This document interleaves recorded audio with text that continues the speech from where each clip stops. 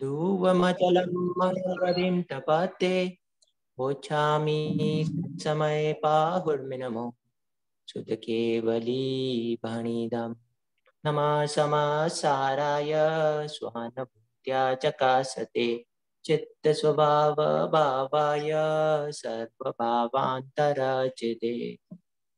जय जिनेन्द्र सभी को। जय Jinendra.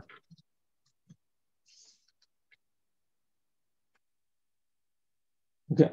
Mishi, are you here? Yeah, I'm here. Jai Jinendra. Yeah, Jinendra. So let me give a brief overview of Samaisar. So you know, so Samaisar is a granth that was written by Acharya Kunkun in about 1st century CE, around that time frame. And it is said that Acharya Kunkun, who actually visited Samosara in Mahavira Kshetra, and then after coming from there, like after asking questions, clarifying his doubts with Simandar Swami Bhagwan, and then when he came back, he actually wrote many of the granthas, and one of them being Samaisar, and it is considered like topmost jewel in terms of Dravyanu Yoga. So you know how we have 4 Anu Yogas in Jainism, right? Like Dravyanu Yoga, Karanu Yoga, Charanu Yoga, and Prathamanu Yoga. So Dravyanu Yoga, where there are metaphysical details regarding true nature of soul, how to experience soul, now tattvas, 6 substances are given. But this particular granth talks about soul from a nishchay, so from an absolute point of view, very much. So what is the true nature of the soul and how we can truly experience it, how we can experience that bliss in a step-by-step manner. So it explains that process, and it is very, very interesting, and it's considered topmost jewel for Dravyanu Yoga. So that's why we have started studying it, and we normally take English version. So the original granth was written by Acharya Kunkun. So there is an English translation of all those gathas that was originally written in 10th century or 11th century. Acharya Amrit Chandra, he wrote a detailed commentary on it, which is the commentary is called Atmakhyati Tika. So he explained it for those gathas further, and he added few more verses to it to make it even more clear, the meaning of it. So, and then in about 13th or 14th century, Acharya Jaisen wrote another commentary. I forget the name of the commentary. I'll give you a little later. So I think it's called Tika only. Samaisar Tika. No, there is a Tika name. Name of the Tika itself, Atma Pradipika, something like that. Maybe something like that. I have to. Saurabh, do you know the name of the Tika for Acharya Jaisen's?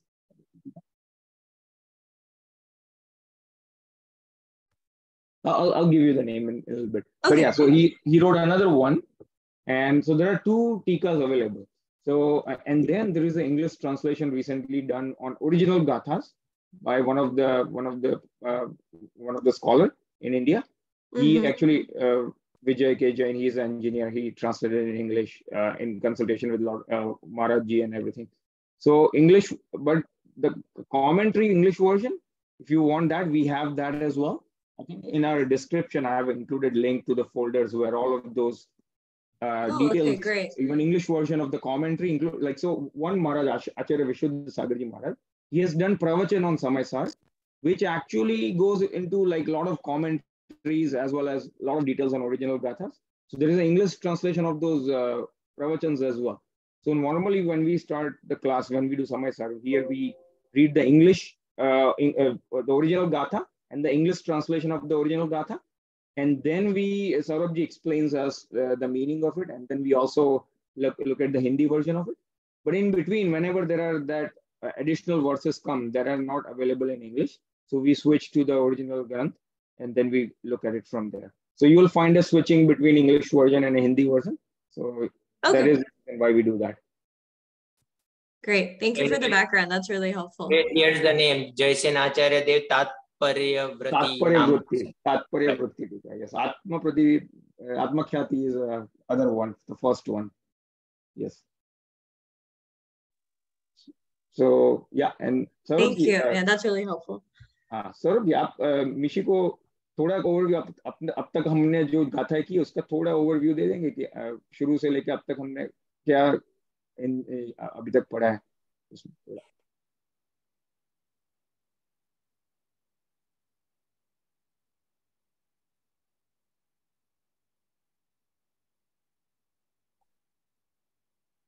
Saurabh ji,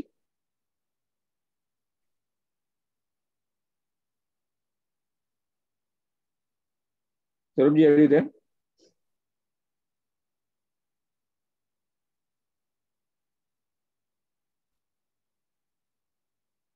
Saurabh ji, आवाज नहीं आ रही है आपकी।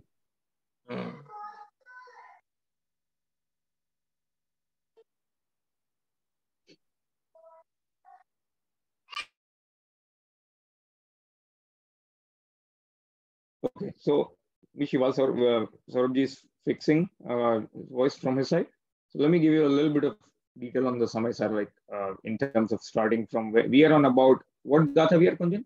14, 15? No, we are on the 20 and 21. 20, 21, okay, okay. Yeah. So normally when we study six substances and now Tattva, right, we study GU. When we talk about GU, we are talking about GU from Vyavharna, that ek indriya GU, do indriya, teen indriya GU, right, all that different.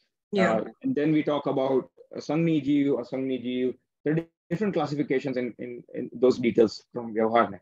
But in reality, that is like just we are just trying to separate GU from a GU. And when we talk about that classification, we are trying to characterize the different worldly forms of GU in there. And that's the reason we talk from that now, right?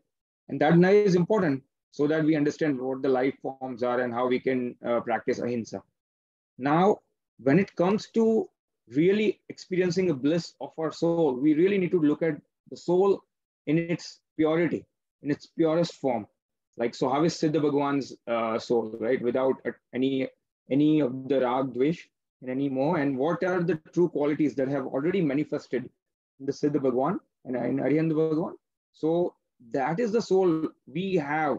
We do have a capability to achieve that form, but we just haven't made that effort to express that into our form actually. So that true characterization of soul and its qualities is what in extreme detail has been given into Samaisar.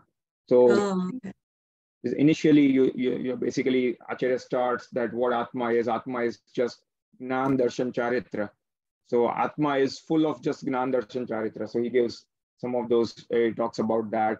And then he talks about some of the details. Let's see if Saurabh ji is here. Saurabh ji, we awaaz aa rahi hai?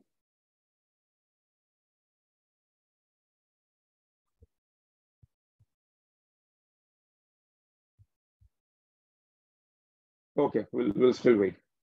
So basically now in kya hoga yahan pe, you'll find some of the statement are very, very sometimes as if that we have never heard it.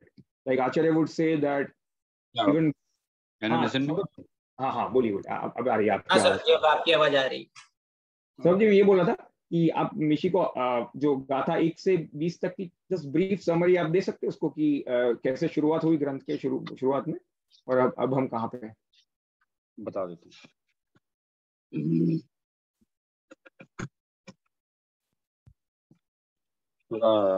First of all, before discussing Samaisar, we must know the subject and matter of Samaisar. Samaisar is called the Granth of Granth of Jain philosophy.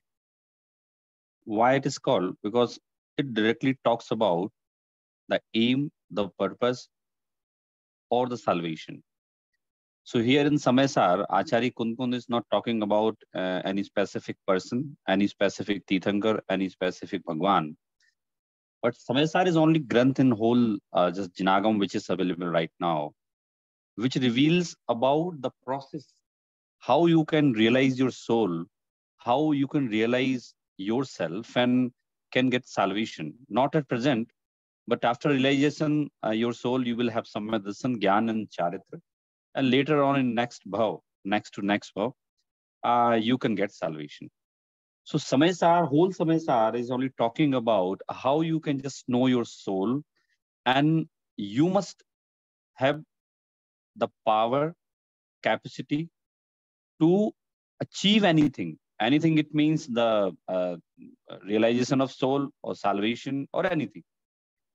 So the basic concept of Samaysar is soul. There are two kinds of Nay, Nischay Nay and Vyavhar Nay.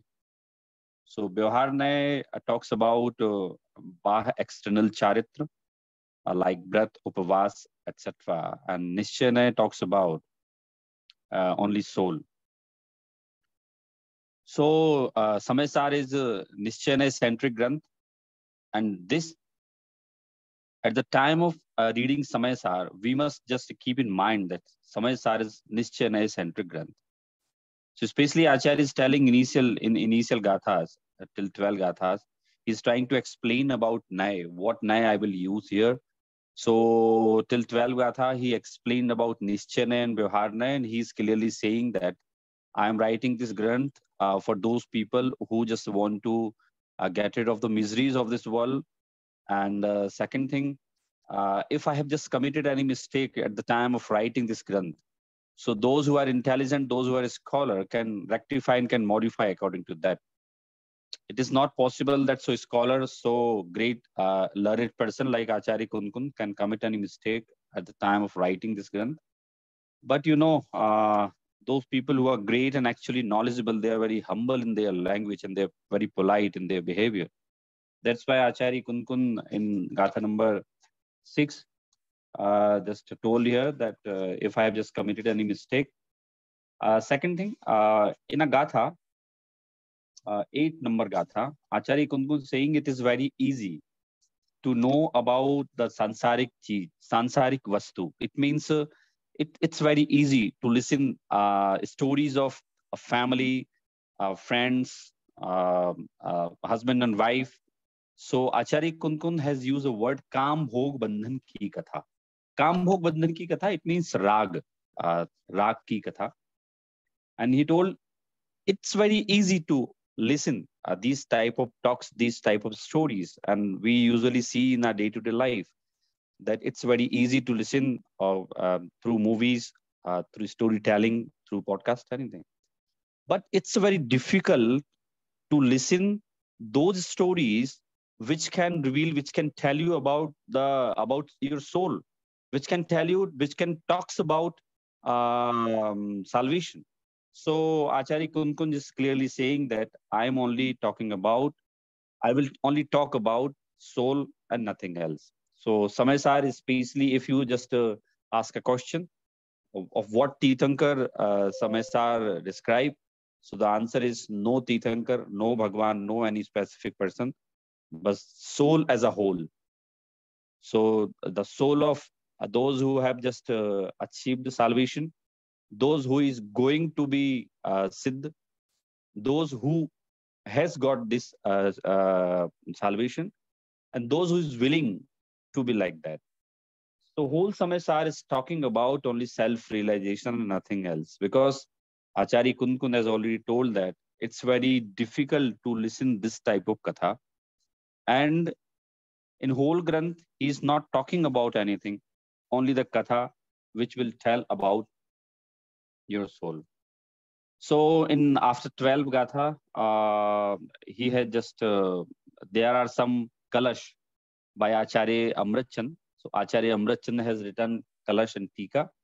It's a very beautiful Kalash and Tika to further explain Samaysar, because Acharya Kunkun was very deep and just a serious scholar, and he didn't have so much of time to explain in detail.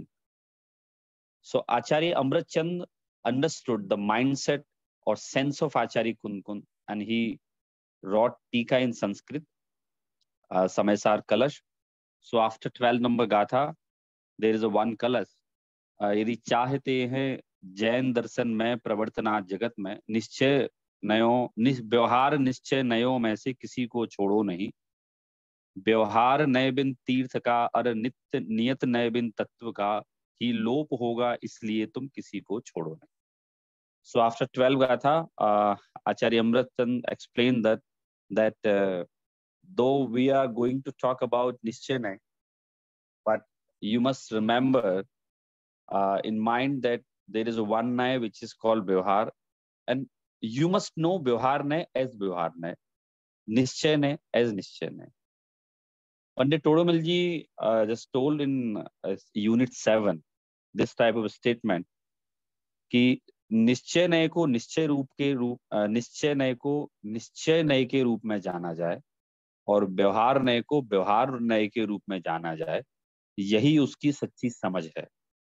So Acharya Kunkund is not bluntly saying that निश्चय नय, you must know only निश्चय नय, but उन्होंने कहा निश्चय नय को निश्चय नय की तरह जाना जाए, व्यवहार नय को व्यवहार नय की तरह जाना जाए. अर्थात निश्चय नय की जो विषय वस्तु है ना, so you must not try to intermingle निश्चय नय and व्यवहार नय, because both are separate and the kathan shaili, the style of just working, talking is quietly different. तो कभी इनकी एक दूसरे से तुलना ना की जाए, निश्चय नय को निश्चय के रूप में, व्यवहार को व्यवहार के रूप में की जाए. इस तरह से आचार्य कुंद ने, आचार्य अमृतचंद ने ये बताया. फिर he had just also given one example, ज्यों दुर्बल को लाठी है हस्तावलंब त्यों, उपयोगी व्यवहार सभी को अपरंपद में. So a natural question came out or arose in the mind of those who were listening, that we are unable to just adopt, we are unable to just implement निश्चय नय. Then Acharya Amritchand further explained it, that ज्यों दुर्बल को लाठी है हस्तावलंब, it means जैसे कोई व्यक्ति दुर्बल है and he is not capable to go up on the hill by his bare foot, so it is advisable that you can take एक डंडा ले सकते हैं आप और उसके सहारे आप जा सकते हैं. तो ऐसे कहा है कि if you are unable to just understand and to implement निश्चय नय completely, then अभी आप व्यवहार नय का अवलंबन ले सकते हैं, फिर आगे उसमें बढ़ते बढ़ते वहां जा सकते हैं. ये यहाँ तक 13 नंबर की गाथा कही, वो 12 नंबर की गाथा पूरी हुई थी. और फिर उन्होंने कहा था कि 7 तत्वों को जानना ही सम्यक्त्व है. सो द डेफिनेशन ऑफ सम्यक्त्व, आचार्य कुंद टोल्ड दैट कि जो निश्चय नय से पुण्य पाप आश्रव संबंध निर्जरा मोक्ष, ये जो इनको जानता है वो सम्यक दर्शन कहलाता है. इट मीन्स सम्यक दर्शन is nothing but to know 7 tattva and punya pap in detail, and you must know the gist, you must know the main core theme of all tattva, that jeev is the main tattva, and further jeev, ashrav, samvar, bandh, nirjara, these are not just separated from jeev, but all these tattva are related to jeev. तो उन्होंने कहा कि अगर आपने 7 तत्वों को जाना है और उसमें जीव तत्व को जान लिया, तो ऐसा माना जाएगा कि आपने सारे तत्वों को जान लिया. फिर आगे उनको आचार्य कुंद को ऐसा लगा कि भाई मैंने कहा है कि दुर्बल कोई है तो वो लाठी का सहारा लेके चल सकता है, तो कोई गलत ना समझ ले. तो फिर आचार्य अमृतचंद ने उस बात को और क्लियर करते हुए कहा है कि भाई अगर आप ज्यादा निश्चय नय व्यवहार नय का चिंतन करेंगे ना, तो आपको आत्मा का अनुभव नहीं होगा. सो अच्छा ये होगा कि आप निश्चय नय को निश्चय नय के रूप में उपयोगी जाने, व्यवहार नय को व्यवहार नय के रूप में जाने, और at the time of realising your soul आपको दोनों को ही अवलंबन छोड़ना पड़ेगा. तो यहाँ से उन्होंने एक टर्न आउट दिया है कि दोनों का अवलंबन छोड़ना पड़ेगा आपको. तो उन्हें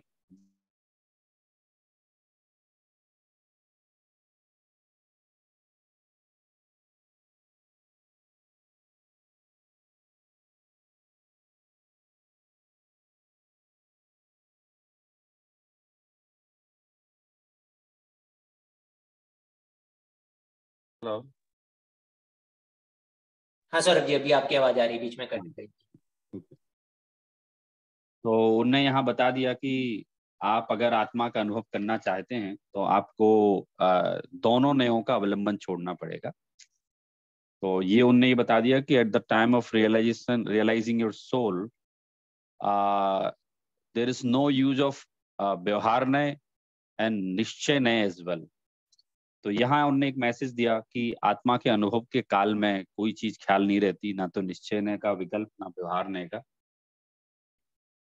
फिर उसके बाद कुछ एग्जाम्पल लिए यहाँ टीका में लिए थे गाथा के बाद। तो 5 विशेषण आए थे, अबद्ध, स्पष्ट, अनन्य, नियत, अविशेष। और जो आत्मा को इनसे रहित जानता है, ऐसा जानता है, वे आत्मा की अनुभूति करते हैं। और बीच में कई सारे कलश आए थे, जिसमें ऐसा आया था कि आप अपने ही बल से मोह का नाश कर सकते हैं। जिन जिन ने भी मोह का नाश किया है, वे अपने बल से किया है। तो kind of motivation what Acharya Amrit Chand is just giving us in the form of their slok, in the form of their कलश। उन्होंने कहा है कि भाई आप अपने आप से ही कर सकते हैं आत्मानुभूति। If you are just trying to know yourself, there is no further assistance or support required from outside, but you yourself can know your atma. This is important thing. A very famous example we discussed in Gatha, in Kalash number 14, salt. So there was a word specific, but namak dali. वो आचार्य अमृतचंद ने ऐसा कहा कि जिस तरह से नमक की जो डली होती है ना, उसमें चारों तरफ नमक नमक है, कहीं से भी आप चखेंगे ना तो आपको नमक ही मिलने वाला है। तो इसी तरह से हमारी आत्मा है, जो आत्मा चेतन से बनी हुई है, ज्ञान से बनी हुई है। आप कहीं से भी देखेंगे ना आत्मा को, तो आत्मा में आपको ज्ञान ही मिलने वाला है। तो इस तरह से धीरे धीरे करके आचार्य कुंद और आचार्य अमृतचंद पूरा जो विषय है वो आत्मा तक कंसंट्रेट कर रहे हैं। 12 नंबर की गाथा तक और उसके बाद तक उन्होंने बताया नए को कैसे जाना जाए, how you can just balance the knowledge of your नए। फिर उसके बाद उन्होंने 17 नंबर की गाथा ली। तो ये पेयर है 17, 18, 19। हमने ये गाथाएं ली थी and we just discuss in detail. There is an example of a king. तो ऐसा एग्जाम्पल था कि जैसे किसी व्यक्ति को अर्थ चाहिए हो ना, अर्थ इट मीन्स मनी, पैसा चाहिए हो, तो वो राजा की सेवा करता है। पहले राजा को जानता है, उसका स्वभाव जानता है, then he just put a request in front of king that I required money. और किंग चूंकि उसको फिर थोड़ा राग हो जाता है और वो किंग को जानता भी है वो व्यक्ति, तो उसे पैसा मिल जाता है। So like that if you are willing to know yourself, so there is a word जीव राजा। So your soul is your king. तो पहले आप उसको जाने और उसकी सेवा करें, तो फिर आपको उसका फल मिलने वाला है। And the result will be आत्मानुभूति। So it's a very famous example, famous गाथा, गाथा नंबर 17, 18। एंड देन एक क्वेश्चन हुआ था कि ठीक है आपने कह दिया, लेकिन हम कब तक अज्ञानी रहेंगे? So you know everyone is very curious to know that whether I'm ज्ञानी or अज्ञानी. It's a very common question which usually I face at the time of teaching in my many classes.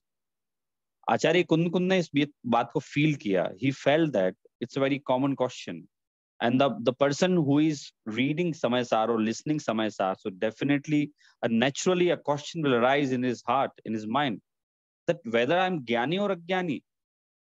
So Acharya Kund in Gatha number 19, he just put some symptoms, कुछ लक्षण बताए कि भाई वो ज्ञानी है कि अज्ञानी है।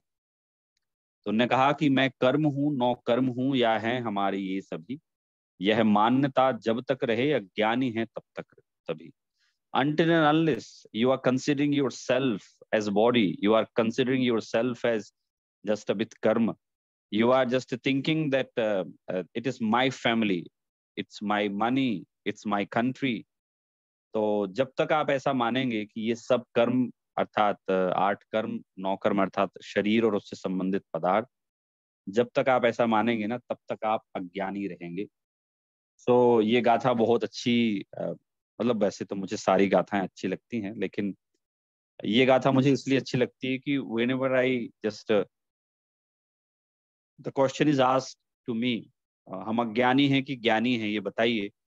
तो आचार्य कुंद ने इसका उत्तर बहुत अच्छी तरह दे रखा है कि अगर किसी की मान्यता ऐसी है कि I am not soul but body और those things like money, my family, these are all mine, तो वो अज्ञानी ही है। फिर इसके बाद आचार्य अमृतचंद ने उस गाथा के लिए थोड़ा सा मोटिवेशन दिया है हमें कि भाई आपने जान लिया ना आप अज्ञानी हैं, now I am going to tell you what you have to do further. तो उन्होंने कहा जैसे भी हो स्वतः अन्य के उपदेशों से भेद ज्ञान मूलक अविचल अनुभूति हुई हो। आप जैसे भी हो, कैसे भी हो, लेकिन आप एक बार आत्मा की अनुभूति करें, क्योंकि जो सम्यक दृष्टियों ने किया है वो ऐसे ही किया है। वो कैसे भी हो, जैसे का मतलब होता है एनी हाउ, किसी भी तरह। वो जैसे ऑफिस में टारगेट दिए जाते हैं ना, तो सेल्स हेड होता है या कंपनी का जो रेवेन्यू डिपार्टमेंट होता है, बोलते हैं anyhow we will have to achieve this target this month और नेक्स्ट मंथ, नहीं तो हमारी कंपनी संकट में आ जाएगी। तो कहते कैसे भी करो, आप लोग दिन में काम करें, रात को काम करें। हमारे इंडिया में तो ऐसा प्रेशर रहता है काम का, तो यहाँ बराबर सब लोग दिन रात काम करते रहते हैं और वो टारगेट पता चला 2 महीने की जगह 1 महीने में ही अचीव कर लिया। तो कुछ इसी तरह आचार्य अमृतचंद ऐसा बोल रहे हैं, कैसे भी हो भाई, कैसे भी हो, आप अपने आप से समझें या दूसरों के उपदेशों से समझें आप, बट आपको आत्मा की अनुभूति करनी चाहिए, क्योंकि जिन लोगों ने किया है ऐसे ही किया है। तो ज्ञानी चूंकि हमें संसार में दिखते ऐसे हैं कि वो सब जगह इन्वॉल्व हैं, they are engaged in day-to-day life, in business and family, and they are just they are having attachment with his wife, mother, father, brother, kids, etc. लेकिन एक एग्जाम्पल यहाँ दिया कि दर्पणवत रहते अविकारी। दर्पण अर्थात शीशे में हमें दिखता सब कुछ है, आईना दिखाता हमें सब कुछ है, लेकिन वो दर्पण अविकारी रहता है, मतलब कोई एक्शन रिएक्शन नहीं देता है। अगर हम उससे पूछते हैं कि केवल दर्पण से बोलने कि मुझे दिखाना because I am looking good, और जब मैं बुरा दिखूं तब मत दिखाना या मुझे रिप्लाई देना है, तो दर्पण कहेगा नहीं, मेरा काम आपको केवल झलकाना है। इसी तरह से कुछ ज्ञानियों की प्रवृत्ति होती है। ये हमने 21 नंबर के कलश में हमने समझा। फिर उसके बाद हमारी 20, 21 और 22 नंबर की गाथा इसी बात को और आगे बढ़ाते हुए दर्पण का एग्जाम्पल हमने लिया था। काफी डिटेल में समझा हमने दर्पण का एग्जाम्पल।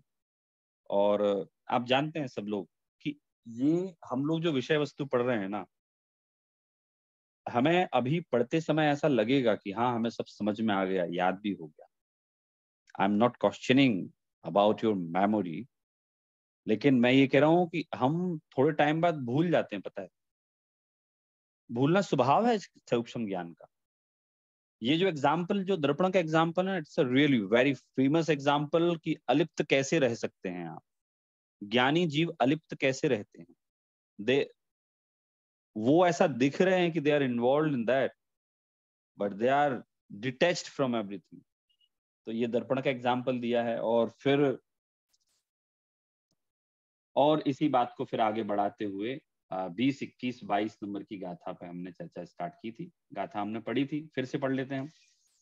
मैं एक बार यहाँ से पढ़ता हूँ 20 नंबर की गाथा, फिर आप लोग सब एक साथ पढ़िए। Mishiko, Mishi, you have any questions so far? I think so. This is just the brief summary of what we have covered so far. All the recordings for Samay Sar as well as Mokshmaya Prakashak are available on the Kunjan's YouTube channel. So we regularly upload these recordings there. You can also catch up even as and when you have time, so you'll find all the past discussions there. Yeah, no, thank you for the background. It was very helpful. I'll definitely check out the recordings, but no questions as of now. Thank you. Yeah, and Kunjan also sent a link to that folder where there are all the PDFs for all the books that we're referring to here. Oh, perfect. Thank you. And so you'll find, like Saroji mentioned, whereas places statements like even Indriya, the senses are not mine, even Rag Dvesha are not mine, things like that. Even body is not mine. So here Acharya is simply trying to show you the actual nature of the soul away from all those worldly temporary forms. And so he's trying to make us distinguish our soul using Ved Vigyan. So that's why he is showing the Nishchayana side of it. So, just keep that in mind whenever you see those statements. It's just showing the Nishchayana. Okay, got it. Right, yeah. Okay. तो यहाँ तक अभी कर्म नौ कर्म को लिया कि कर्म नौ कर्म जो जीव रखता है अपने आप को वैसा मानता है, शरीर और आत्मा रूप मैं हूँ, वो अज्ञानी है। तो फिर उसके आगे आचार्य मतलब उसके आगे फिर कोई फ्री हो सकता है। समवन में think that okay I am not considering that I am that the body is mine and कर्म इज माइन। तो आचार्य ने उस बात को आगे बढ़ाते हुए कहा नहीं नहीं ऐसा नहीं है। जो कर्म नौ कर्म को अपना मानता है वो तो अज्ञानी है ही है, लेकिन और अज्ञानी की पहचान कैसी है? तो उसके लिए बताया कि जो सचित स्त्री पुत्र आदिक में, अचित धन धान्य आदिक में, वो मिष्ट नगर ग्राम आदिक में अपनापन का विकल्प करता है, वो भी अज्ञानी है। तो इसी बात को थोड़ा सा उनने आचार्य अमृत कुंद कुंद ने 2-3 गाथा के माध्यम से कहा है। एक बात आप लोग दिमाग में क्लियर रखिए कि आचार्य कुंद कुंद एक सर्वमान्य आचार्य थे। It means he was very intelligent, और समय तो उनके पास था नहीं ना। तो उनने अगर एक गाथा, एक सब्जेक्ट को 3 गाथाओं में डिवाइड करके उन्होंने लिखा है, इट मीन्स वो कोई बेकार नहीं लिखा है, रिपीटेशन नहीं है वो आचार्य कुंद कुंद ने उस विषय को स्पष्ट करने के लिए लिखा है। जब हम लोग सर्वशुद्ध ज्ञान अधिकार पढ़ेंगे तो आपको एक साथ वहां 10-10 गाथाओं के पेयर मिलेंगे कि 10 गाथाएं एक साथ हैं। एक साथ मतलब लिखी नहीं है, उनको हम कनेक्शन जोड़ेंगे ना तो एक साथ वो पढ़ने में आएंगे। तो वहां भी कोई विषय कोई रिपीट नहीं हुआ है, हर एक गाथा में एक शब्द का बदलाव है और उस शब्द में बहुत डिटेल है। तो ऐसे यहाँ जो 3 गाथाएं हैं इसको भूत भविष्य और वर्तमान के हिसाब से बता रहे हैं। तो पहले तो आप लोग ये समझ लीजिए दिमाग में, the thing must be fixed in our mind that we are recognising a person who is अज्ञानी। अज्ञानी के कोई सींग नहीं लगे होते हैं, ये पक्की बात है ना। अज्ञानी के सींग नहीं लगे होते, अज्ञानी तो मान्यता से अज्ञानी होता है। जैन दर्शन की एक बहुत बढ़िया विशेषता है, हमारे जिनेंद्र देव को कोई भी अज्ञानी को ज्ञानी नहीं बनाना है और ज्ञानियों को अज्ञानी नहीं बनाना है। क्यों? क्योंकि जिनेंद्र देव हुए हमारे कोई मुनिराज हो, कोई भी किसी को ना तो ज्ञानी बना सकता है ना ज्ञानी बना सकता है। उसकी जैसी मान्यता होगी उस हिसाब से वो ज्ञानी या अज्ञानी रहे।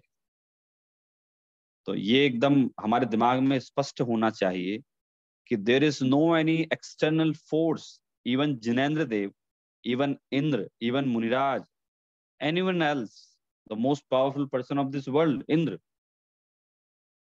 No one can just make you Jnani or Ajnani, because Jnani and Ajnani, the symptoms of Jnani and Ajnani, you cannot just find outside or outer.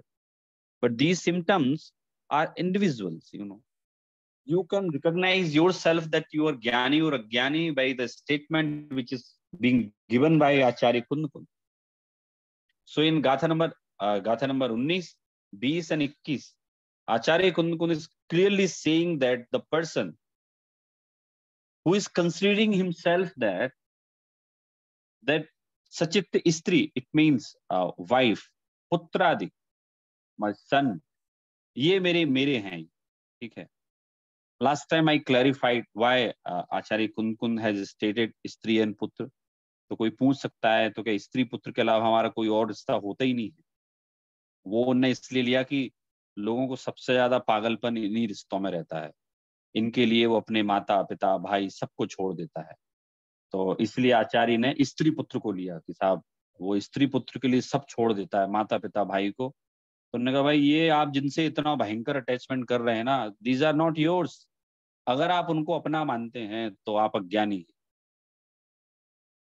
मैं जानता हूं जब ये चर्चा मैं करता हूं कहीं भी 20, 21, 22 नंबर की गाथा की, तो कहीं नई जगह करूं, if there is a audience which is new to listen this topic, उनके दिमाग में बहुत क्वेश्चन का तूफान उठ जाता है। वो कहते हैं मतलब क्या आचार्य कुंद कुंद का क्या मतलब कि हम अपने स्त्री पुत्र से हम राग नहीं कर सकते क्या? जब तीर्थंकर गृहस्थ अवस्था में थे तो उनने भी तो अपने स्त्री पुत्र आदि से राग किया ना, तो हमें करने के लिए मना क्यों है? आचार्य कुंद कुंद को आपके स्त्री पुत्र आदि के बहिरंग राग से कोई इशू नहीं है, प्रॉब्लम नहीं है। वो ये कह रहे हैं आपकी जो उनमें अपनेपन की मान्यता थी ना, जो अपनेपन की मान्यता है कि भाई ये मैं हूँ, मैं इन रूप हूँ। टोडोमल जी साहब तो चौथे अधिकार में लिखते हैं कि वो ऐसा कहता है, अज्ञानी ऐसा कहता है कि मेरा पुत्र रहेगा तो उसके यश के रूप में मैं ही जीवित रहूंगा। मतलब अपने पुत्र में और अपने आप में इतना अपनापन मानता है कि वो रहेगा तो मैं ही उसके रूप में जीवित रहूंगा, वो खा लेगा तो मैं खा लूंगा। क्योंकि भारत में आपको पता है बच्चों से बहुत स्नेह लाड़ प्यार करते हैं, वहां भी करते हैं, लेकिन वहां 12वीं तक करते हैं। माता पिता करते हैं प्रेम, बच्चे 12वीं के बाद चले जाते हैं बाहर। यहाँ अभी भी आप देखेंगे तो बच्चे बहुत प्रेम करते हैं माता पिता को, और माता पिता ही बच्चों को बहुत प्रेम करते हैं। Even I have seen some wonderful example. मैं आपको एक एग्जाम्पल दे रहा हूँ प्रीतेश जी। एक हमारे मिलने वाले हैं, अपने समझ लो क्लास में आते हैं, वो साइंटिस्ट हैं। तो कहाँ साइंटिस्ट हैं वो मैं नहीं बता सकता, क्योंकि वो इंडिया के कोई उसमें बड़ी ऑर्गेनाइजेशन में है जहाँ से नाम नहीं लिया जा सकता उनका। तो मेरे क्लाइंट भी हैं, साधर्मी हैं, मिलते रहते हैं। तो वो उनको ट्रांसफर दिया जा रहा था कि भाई ये इस टाइप का, सीधा उनका प्रधानमंत्री कार्यालय से कॉन्ट्रैक्ट था। तो उनको इंस्ट्रक्शन आया कि भाई ये जो मशीन है, ये specific machine we are assembling in India, और हम यहाँ से इम्पोर्ट बंद करेंगे, और this is the scientist who can fix all issues of this machine, और आप यहाँ आ जाइए। तो उनकी एज अभी 51-52 साल है। उनने क्या क्लैरिफिकेशन दिया लिखकर, I can not come there because the health of my father is not well. क्योंकि मेरी फैमिली में और लोग हैं, वहाँ हैं, पत्नी है, बच्चे हैं, लेकिन मैं अपने फादर को छोड़ के वहां नहीं आ सकता। गवर्नमेंट ने क्या अप्रूव किया, मतलब उनने अपना एक्सपीरियंस शेयर किया।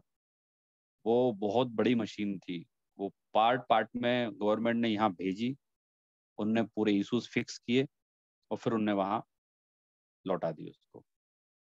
तो मैंने उनकी बड़ी तारीफ की। तो वो मेरे को बोले, अरे सौरभ जी ऐसे थोड़ी, पिताजी हैं अपने, तो मरते दम तक उनका उपकार मैं कैसे भूलूंगा, और नौकरी छूट जाती, लेकिन मैं पापा को तो नहीं छोड़ता कि मेरे पापा की तबीयत सही नहीं है और मैं वहां जाके बैठ जाऊं।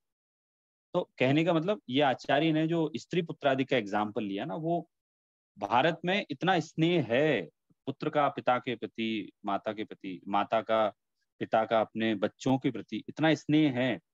आचार्य कुंद कुंद कह रहे हैं, आप बहिरंग में रखो नो इशू, लेकिन अगर अंतरंग में आप रखते हैं, अंतरंग से उनको मैं पने रूप मानते हैं, इफ यू थिंक देमसेल्फ कि मैं हूं ये ऐसा अगर वो आप मानते हैं ना, तो अज्ञानी।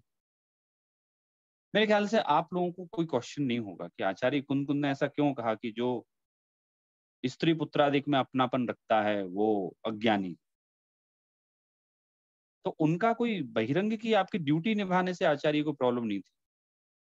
उनको प्रॉब्लम तो इस बात से है कि अज्ञानी अगर आपने अंतरंग से माना ये है तो मैं हूं, इनसे ही मेरी सत्ता है, मैं इन रूप हूं, ये मुझ रूप है, ऐसा अगर आपने माना तो वो अज्ञानी की कैटेगरी में आएगा। तो बाहर में तो देखो, मैं तो ये तो आप लोगों को ऑलवेज बोलते ही हूँ कि उपकारी का उपकार तो हमें कभी भुलाने नहीं चाहिए। जिनवाणी में सज्जन लोगों के लक्षण लिखे हैं कि वो उपकारी का उपकार कभी नहीं भुलाता, और अपितु बड़ा कृतज्ञ रहता है। तो मैं बोलता हूँ सबसे बड़े उपकारी तो हमारे माता पिता है ना, जिनने हमें संसार में लाने का कार्य किया। तो उनके प्रति अनुराग होना चाहिए, उनको भी हमारे प्रति अनुराग होता है, मतलब माता पिता का तो होता ही है।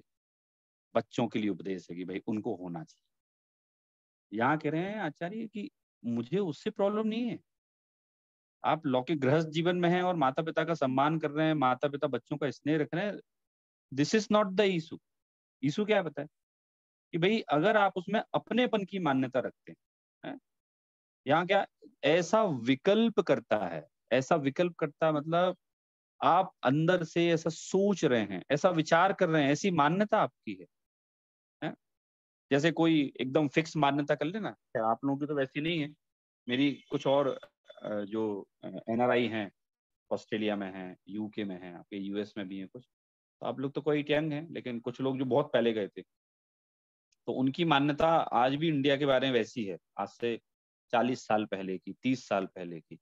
सड़कें खराब हैं, भ्रष्टाचार बहुत ज्यादा है, प्रोग्रेस नहीं है, ग्रोथ नहीं है, ऐसा है वैसा है। तो मैं उनको मैं उनको लाख समझा के रह गया। 50 साल पहले गए थे वो आपके यूएस, मैं आधे घंटे की मीटिंग करी, बैठा मैं उनके साथ, मैंने समझाया, मैंने कहा नहीं आप गलत सोच रहे हैं, आप डेटा देखो जरा, आप 50 साल पहले का डेटा है आपके पास, आप अपडेट करो, पूरा भारत बदल चुका है।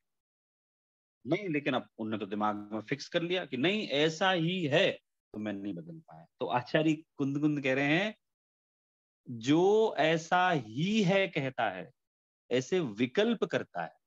कौन से विकल्प करता है? मैं इन रूप हूं, these are mine and I am part. स्त्री पुत्र धनादिक ये मेरे हैं, मैं इन रूप हूं, हम सब एक। तो वो कह रहे हैं नहीं नहीं नहीं नहीं नहीं, ये आप नहीं हैं, ये झूठे विकल्प हैं। झूठे विकल्प का क्या मतलब? The thing which is not absolutely right, but is false, and you are considering that thing is right. झूठे विकल्प हैं। विकल्प बोला, विकल्प मतलब ये केवल आपके दिमाग की उपज है कि ये मेरे हैं, ये मेरे नहीं है। तो यहाँ कहा कि भाई अहमेदम एद एद महम अहमेद सम्मी अत्थि मम एदम अन्नम जम परदब्बम सचित्ता चित्त मिस्सम वा।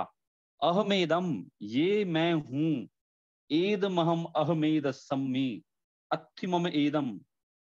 तो कह रहे हैं अचित्त धन धान्यादिक। तो दो लिए इनने, पहले सचित्त स्त्री पुत्रादिक लिए, फिर उनने अचित्त धन धान्यादिक लिए, और इसके बाद कह रहे हैं मिश्र। तो लास्ट टाइम मैंने बताया थे कि अपन कहते हैं ये गांव मेरा, ये शहर मेरा, I love my country, I love my city, है ना। जैसे हम इंदौर के हैं, तो इंदौर हमें बड़ा प्यारा है। इंदौर, कोई इंदौर की बुराई खैर अब तो करता ही नहीं है। मैं अभी बॉम्बे गया था, तो इंट्रोडक्शन हो रहा था हमारी कॉन्फ्रेंस में, पूरे इंडिया से लोग आए थे उसमें। तो इंदौर का नाम सुन के सबने बड़ा रिस्पेक्ट दिया। तो मैं I was surprised why they are giving me so respect. अरे नहीं नहीं सौरभ जी, हमें जेलसी होती है आपके इंदौर से, इतनी इन चीजों में आप आगे हैं, ऐसा है वैसा है। क्लीननेस का तो बोल रहे थे कि सफाई में सबसे आगे है। तो मुझे समझ में आया, अच्छा मेरा इंदौर मतलब मुझे अपनी फीलिंग बता रहा हूँ, मेरा इंदौर। तो आचार्य कह रहे हैं कुंद कुंद की भाई जो ये मानता है ये नगर मेरा है, ये ग्राम मेरा है, ये नगर मेरा है।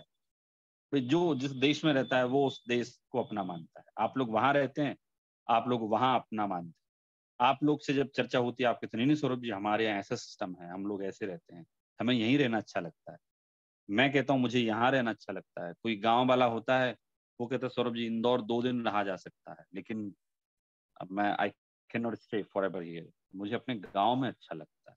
तो कह रहे हैं जो ऐसा विकल्प करता है कि मिश्र नगर ग्राम आदिक मेरे हैं, धन धान्य आदिक मेरे, है ना, धन धन मेरे हैं। 3 चीजों को इनने आचार्य ने यहाँ हाईलाइट किया, सचित्त स्त्री पुत्रादिक, अचित्त धन धान्यादिक, मिश्र नगर ग्राम आदिक। आप लोग याद रखिए, आचार्य कुंद कुंद का ऐसा कोई तात्पर्य नहीं है कि आप अपना नगर छोड़ के भाग जाएं, आप अपना देश छोड़ के भाग जाएं।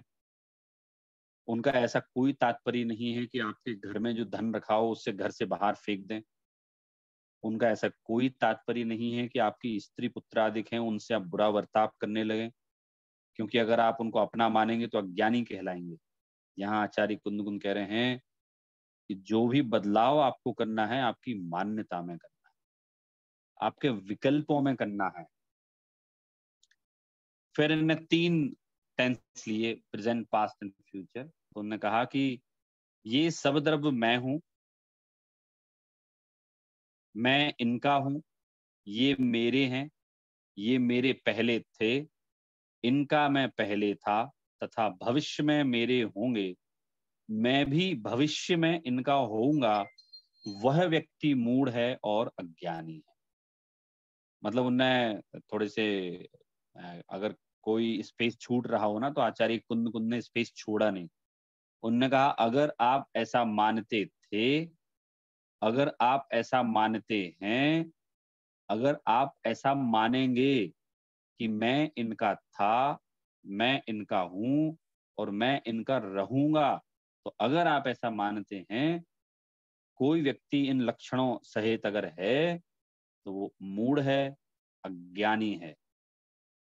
ज्ञानी की डेफिनेशन से उल्टी बताई, जिसमें 22 नंबर की गाथा में भूदत्थम जानन तोण करेदि तू दूतम असम मूढ़ो, जो जीव वस्तु के वास्तविक स्वरूप को जानता हुआ ऐसे झूठे विकल्प नहीं करता, वह ज्ञानी है। कैसे झूठे विकल्प नहीं करता? कि जो वस्तु का वास्तविक स्वरूप जानता है और झूठे विकल्प नहीं करता। तो गाथा नंबर 22 में ये कह रहे हैं कि जो ऐसे झूठे विकल्प नहीं करता वह ज्ञानी है, और जो ऐसे झूठे विकल्प करता है वो अज्ञानी है। तो यहाँ विकल्पों की बात है। मैंने पहले ही बता दिया, रिमेम्बर दिस थिंग, कि आचार्य कुंद कुंद को आपके पत्नी से, बच्चों से, उनके प्रति राग से, आपके धन से, आपके शहर से, देश से कोई प्रॉब्लम नहीं है, क्योंकि ये तो सबको पता है ना कि जिस भूमिका में रहेंगे तो उस भूमिका के योग्य तो राग के भाव आएंगे ना भाई। ये तो क्लियर है कि हम गृहस्थ भूमिका में हैं, तो गृहस्थ भूमिका में कौन से राग के भाव आते हैं? तो बोले उस भूमिका में जिस प्रकार का राग होता है वैसे राग के भाव आते हैं। माता के प्रति माता जैसा राग, बहन के प्रति बहन जैसा राग, पत्नी के प्रति पत्नी जैसा राग, बच्चों के प्रति वैसा स्नेह, बड़ों के प्रति वैसा सम्मान, ये तो नेचुरल है। तो कह रहे हैं आप अगर ऐसा मानते हैं मान्यता में, तो आपको अज्ञानी से ज्ञानी बनने के लिए क्या करना पड़ेगा? कोई पत्नी बच्चे नहीं छोड़ने आपको। अज्ञानी से ज्ञानी बनने के लिए आपको धन नहीं छोड़ना। तो जब मैं बोलता हूँ धन नहीं छोड़ना, ऐसा आचार्य कुंद कुंद ने कहा है, some people they just feel themselves as very happy, और हम इस बात को जानकर बड़े खुश हुए। मैंने कहा आचार्य कुंद कुंद ने ये कहा है कि धन नहीं छोड़ना, उन्होंने तो ये कहा है धन मेरा है मान्यता छोड़ दो, तो आगे ना पीछे धन भी छूट जाता है। बहुत सिंपल सी थियरी, आप लोग समझिए जरा। अंदर की मान्यता तोड़ने पर, अंदर की गलत मान्यता हटाने पर ये पॉसिबल है। It may take some time to come out into action which can be seen by others. लेकिन अंदर की मान्यता तोड़ने पर, अज्ञान बने की मान्यता तोड़ने पर, आज नहीं तो कल, कल नहीं तो परसों आपका बहिरंग भी छूटने वाला है ना। शांतिनाथ जो राजा थे, उनके 10 भवों की बात चलती है। तो जो आखिरी भव था उनका, तो उसमें आखिरी या था या उसके पहले था, तो उसमें वो उनके जन्मदिन की तैयारी चल रही होती है। अब राजा हैं तो आप समझ सकते हैं कि अभी यूके में उनका ताजपोशी हुई, वहाँ के किंग जो चार्ल्स थे उनकी ताजपोशी हुई। तो आपने देखा होगा कितने हैं वेस्टर्न कंट्रीज में, अगर 5 लाख लोग इकट्ठे हो गए तो ये तो बहुत बड़ी बात हुई है। तो इकट्ठे हुए थे अभी यूके में इतने, और उनने बड़ी धूमधाम से उनने उनका जो ताजपोशी थी वो उनने कराई। आप समझ सकते हैं जो तीर्थंकर हो, चक्रवर्ती हो, उनके हजारों राजाओं के भी राजा हों, तो उनका बर्थडे कितना भव्य तौर पे मनाया जाएगा। तो मनाया जाना था, वो तैयार होने के लिए गए कांच के पास सामने, और उन्होंने देखा अपना बाल सफेद हो रहा है, एक बाल सफेद हो रहा है। एक सफेद बाल को देख के उनको वैराग आ गया। फिर आज तो ये हो ही नहीं सकता। एक अपना ग्रंथ है पद्मनंदी पंचविंशति का, आचार्य पद्मनंदी ने लिखा है। तो उनने केशों पर एक गाथा लिख दी, केश पर। गाथा नंबर होना चाहिए वो 165, ठीक है। वो गाथा में क्या लिख रहे हैं पता है वो, कि अज्ञानी जीव को केशों को देखकर उसका कषायवर्ती राग बढ़ता है, और ज्ञानी जीव अपने सफेद केशों को देखकर वैराग बढ़ता है। तो ऐसा क्यों लिखा उन्होंने? मतलब आजकल जैसे अब यहाँ मेरी एक शिविर चल रहा है, उसमें फिजिकल क्लास चल रही है, तो उसमें ये प्रकरण चला। तो मैंने कहा देखिए, मैं आप लोगों के बाल पहचानने में समर्थ नहीं हूँ कि ये सफेद हैं कि काले हैं, क्योंकि आजकल तो सब लोग काले कर लेते ना अपने बाल, सफेद बाल किसी को अच्छे नहीं लगते। तो आचार्य पद्मनंदी का उन लोगों से तात्पर्य है, हम लोगों से, उन लोगों से मतलब हम लोगों से। वो कहते साहब सफेद बाल को देख के तो वैराग गाना चाहिए, लेकिन इसको क्या आ रहा है, कषाय बढ़ रही है। मुझे बूढ़ा नहीं होना, मुझे बेकार नहीं दिखना, मैं इन बालों को काला कर लेता हूं। भारत में है ना ये कि भाई बाल हमेशा काले रहे, रंग हमेशा गोरा रहे। सुंदरता के दो लक्षण माने जाते हैं। बाल अगर मेरे हमेशा काले रहें और चेहरा हमेशा गोरा रहे तो बहुत सुंदर। तो वो कह रहे हैं आचार्य पद्मनंदी की भाई वो सफेद बाल जो है ना वैराग्य का कारण होना चाहिए। और ज्ञानियों को होते हैं, लेकिन अज्ञानी को क्या है? अज्ञानी को वो कषाय का कारण होता है कि साहब मुझे बूढ़ा नहीं दिखना, मुझे अभी यंग रहना है, जवान दिखना है, आकर्षण का केंद्र बनना है मुझे। तो यहाँ भी कह रहे हैं कि साहब आप अगर परद्रव्यों को, तो हाँ शांतिनाथ की बात आ रही थी। शांतिनाथ, राजा शांतिनाथ को वैराग आ गया। लोगों को समझ ही नहीं आया कि ये कैसे हुआ। कुछ टाइम पहले तैयार हो रहे थे, कुछ टाइम पहले सब भाग ले रहे थे, और अभी वैराग हो गया। तो वो ये गाथा उसका उत्तर दे रही है कि वो ज्ञानी जो है ना, वो ज्ञानी परद्रव्यों को अपना नहीं मानते। अपना नहीं मानते, ऐसे झूठे विकल्प नहीं करते, है ना। चूंकि उस समय वो इन्वॉल्व दिखाई दे रहे थे, दिख रहा था कि king Shantinath was just engaged and involved in each and every activities because he was super king, चक्रवर्ती, कामदेव, तीर्थंकर, ये पदवियां उनके पास थी। लेकिन चूंकि अंदर में मान्यता उनकी क्लियर थी, तो उसके कारण से उनको जैसे ही दिखा, oh there is one hair is which is white, oh it means समय नजदीक आ गया मेरा। भाई सफेद बाल किसकी निशानी है? भाई बुढ़ापे की निशानी है ना। खैर आजकल तो किसी के भी हो जाते हैं, लेकिन इन जनरल हम देखें तो सफेद बाल किसकी निशानी है? White here just is a symptom of your growing age, old age, grown age. तो यहाँ भी कह रहे हैं कि भाई वो शांतिनाथ को वैराग्य आया। उन्होंने कहा नहीं भाई अब समय आ गया। तो अंदर में उनके इन सब के प्रति अपनत्व की मान्यता नहीं थी। Why I am just giving the example of Shantinath. मैं ये बताना चाहता हूं कि जो व्यक्ति अंतरंग से पर पदार्थों को अपना नहीं मानता, एक सिंगल बाल का सफेद होना, only a single layer which is white, वो भी वैराग्य का कारण हो जाता है। वो जिनके अंदर में अज्ञान पने की मान्यता होती है, अभी जीवन देखा कहाँ है मैंने, बहुत जीना है मुझे, बहुत करना है बच्चों के लिए, समाज के लिए, इसके लिए, उसके लिए, वो कहते हैं अज्ञानी है वो। उनको वैराग्य नहीं आएगा। उनके तो बाल सफेद होंगे तो वो काले कर लेंगे, लेकिन ज्ञानी के अगर होते हैं तो उन्हें वैराग्य आ जाएगा। क्यों आ जाएगा? क्योंकि वे ऐसा बोलते हैं ज्ञानी, ये पदार्थ पर द्रव्य मेरे नहीं हैं, मेरे नहीं थे, और भविष्य में भी मेरे नहीं रहेंगे।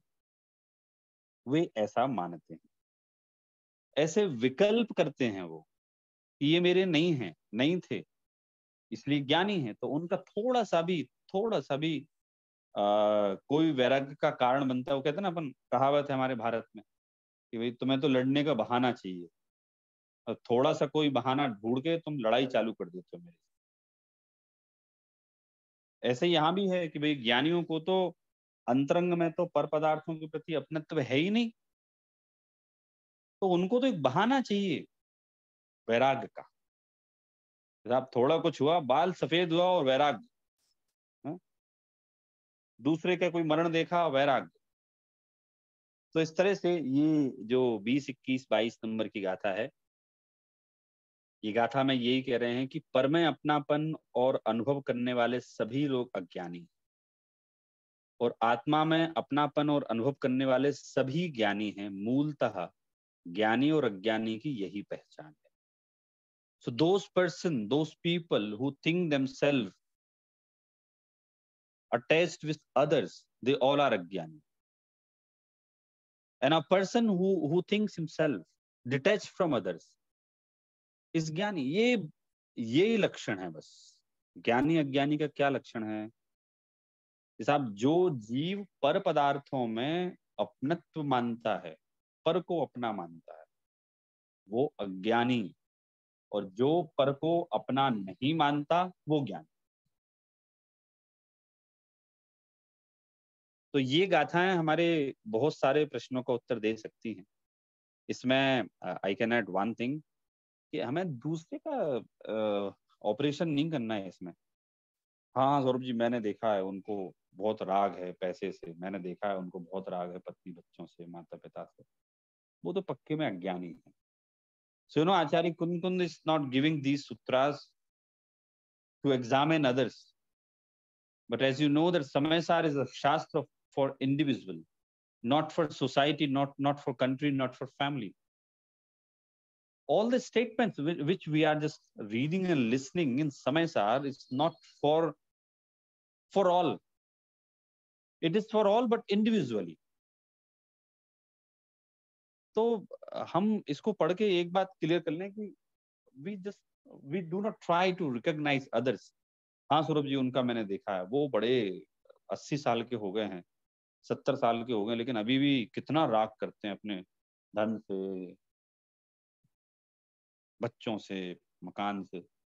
नहीं देखो ना, मैं कहता हूँ you are not having so much of time that you can waste in examine others.